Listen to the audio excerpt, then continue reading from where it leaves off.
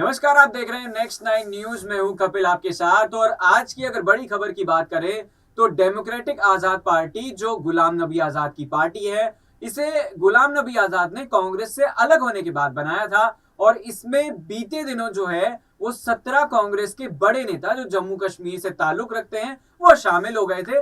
लेकिन कुछ ही लगभग 2 महीने बाद जो है अब फिर से ये जो बड़े नेता हैं ये वापस कांग्रेस में शामिल हो गए और कहीं ना कहीं जो पार्टी है गुलाम नबी आजाद की, इसको तगड़ा झटका लगा है। क्योंकि कहा यह जा रहा था, ऐसा सूत्रों के हवाले से खबर आ रही थी कि आने वाले वक्त में अगर चुनाव होते हैं कश्मीर के अंदर तो भाजपा के संग गुलाम नबी आजाद गठबंधन करते हुए नजर आ सकते हैं। और इस तरह से कहीं ना कहीं वो मुख्यमंत्री पद के दावेदार भी एक बार फिर बन जाते। लेकिन अब फिलहाल जो है वो 17 बड़े नेता जो है वो वापस कांग्रेस में शामिल हो चुके हैं। इसमें कश्मीर की अगर बात करी जाए तो कश्मीर से कभी उप मुख्यमंत्री के पद पर रहे ताराचंद जो है वो भी कांग्रेस में वापस शामिल हो गए। इन सभी नेताओं को दिल्ली में जो है वो कांग्रेस में वापसी कराई गई है। और जहां तक बात है गुलाम नबी आजाद की, तो एक वक्त हुआ करता था जब वो कांग्रेस के खासम खास थे। वहीं अगर इंदिरा गांधी की बात करें, पीवी नरसिम्हा राव की बात करें, मनमोहन सिंह की बात करें, तो इन तमाम सरकारों के अंदर वो बड़े मंत्री पद संभालते हुए हमें नजर आए थे। एक खास रिपोर्ट आपको दिखा रहे हैं, इस रिपोर्ट को देखिए और जानने की कोशिश कीजिए कि गुलाम नबी आजाद का जम्मू कश्मीर की अगर बात करी जाए तो एक बड़ा पद था और इसी का फायदा उठाकर वो एक बड़ा कद हासिल कर सकते थे। लेकिन फिलहाल ऐसा होता हुआ मुश्किल ही दिखाई दे रहा है।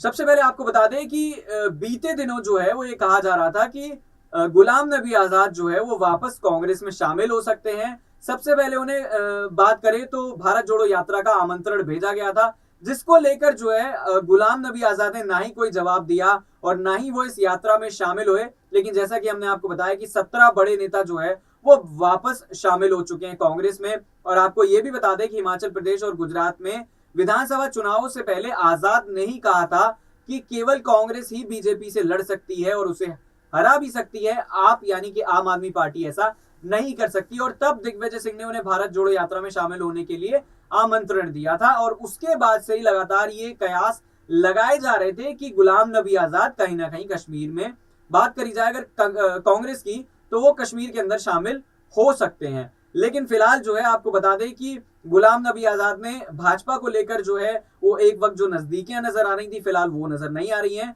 और कश्मीरी पंडितों के मुद्दे पर भी बीजेपी से मतभेद जो है उन्होंने वो जाहिर किया था। आपको बता दें, जैसा कि हमने इस रिपोर्ट में जिक्र किया ताराचंद का, तो कांग्रेस के पाले में लौटने वाले और जो नेता हैं उसमें पूर्व मंत्री पीरजादा हैं और इसके साथ साथ डॉक्टर मनोहर लाल शर्मा हैं और भी तमाम जो है वो 17 बड़े नेता मौजूद हैं। हमने जिक्र किया था पूर्व उप मुख्यमंत्री ताराचंद का, तो वो 1996, 2002, 2008 में 3 बार विधायक के पद पर मौजूद रह चुके हैं। तो कहीं ना कहीं अगर कांग्रेस की अगर बात करी जाए तो 17 बड़े नेता उसमें शामिल हो रहे हैं। इससे गुलाम नबी आजाद की पार्टी कमजोर होती हुई नजर आती है। वहीं भारत जोड़ो यात्रा जो है वो जल्द ही पहुंचेगी जम्मू कश्मीर और लाल वेणुगोपाल जी, थोड़ा करेक्शन करना चाहिए। ये पार्टी नहीं छोड़े थे, ये छुट्टी के लिए बाहर गए थे और ये वापस छुट्टी के बाद वापस आए हैं।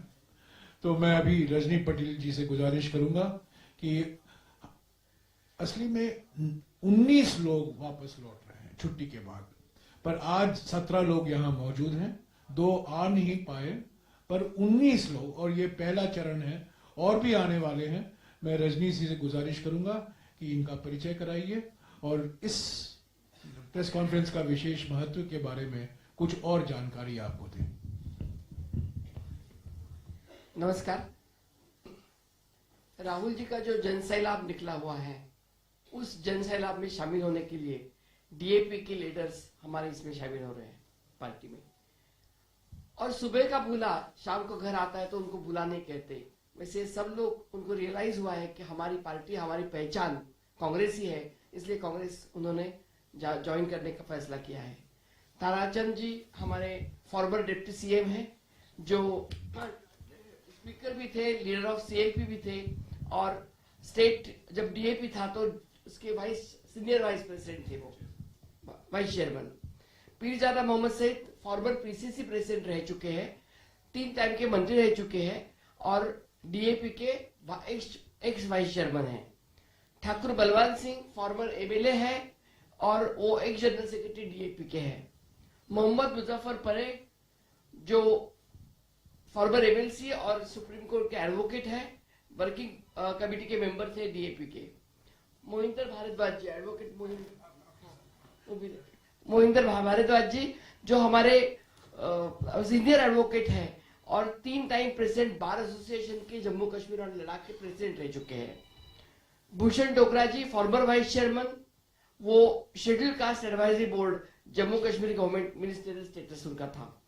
श्री विनोद शर्मा जी एक्स चेयरमैन कांग्रेस सेवा दल, एक general secretary PCC, x district president DAP. Narendra Sharma एक जनरल सेक्रेटरी पीसीसी, एक general secretary DAP. Naresh Sharma 2 times x chairman municipal council Kathua जो है जिससे राहुल जी की यात्रा आएगी शुरू होगी, वहां उस सिटी के वो 2 बार म्युनिसिपल काउंसिल के चेयरमैन रह चुके हैं। Amrish Magotra ex chairman municipal council Katra, Vaishno Devi का नाम आपने सुना होगा, कटरा जाना पड़ता है, तो कटरा के ये म्युनिसिपल काउंसिल के चेयरमैन थे। Subhash Bhagat ex president BCC Samba, एक general secretary DAP. Santosh Manhas secretary DAP. Badrinath Sharma ex founder member of DAP. Varun Bagotra general secretary of youth Congress and senior youth leader DAP. Anuradha Sharma महिला उनके डीएपी के महिला कांग्रेस की डीएपी की महिला की leader. Vijay Targotra block development chairman Hiranagar. Shrimati Chandraprabha Sharma महिला लीडर डीएपी। तो ये सब लोग आज हमारे पार्टी में सम्मिलित हो रहे हैं। जैसे कि हमारे वेणुगोपाल सर ने कहा कि ये छुट्टी के लिए गए थे और 2 महीने के बाद 3 महीने के बाद वापस आ गए हैं, उनका हम तहे दिल से स्वागत करते हैं। और मुझे पूरी आशा है कि जिस तरह से वातावरण, क्योंकि मैं हर 4 दिन के बाद जाती हूँ जम्मू कश्मीर, एकदम वहां पे माहौल चेंज हुआ है, क्योंकि वहां उन्होंने डिक्लेयर कर दिया है। जैसे हमारे लोगों ने संपर्क किया तो फारूक अब्दुल्ला साहब भी ज्वाइन करेंगे यात्रा, परसों भी उन्होंने यूपी में ज्वाइन करी थी। उमर अब्दुल्ला भी श्रीनगर में उनको वेलकम करेंगे। हमारे तारिक अमी जी कम्युनिस्ट पार्टी के वो भी करेंगे। महबूबा मुफ्ती जी ने भी सम्मति दी है और बहुत आनंद से बोला है कि हम सम्मिलित होंगे। और मुजफ्फर शाह जो है अवामी नेशनल लीग के, तो वो भी शामिल होंगे। तो लाइक माइंडेड सभी लोग इसमें शामिल होंगे।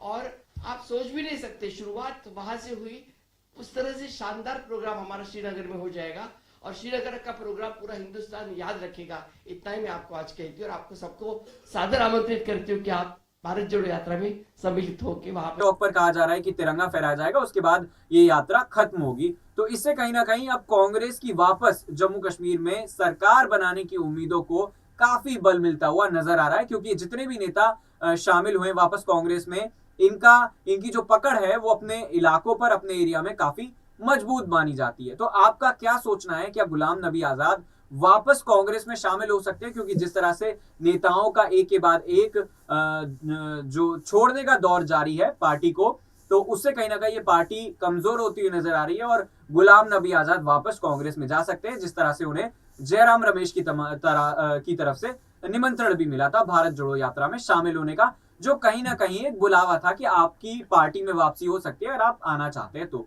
कमेंट करके जरूर बताइएगा अपनी राय। फिलहाल देखते रहिए नेक्स्ट 9 न्यूज। नमस्कार।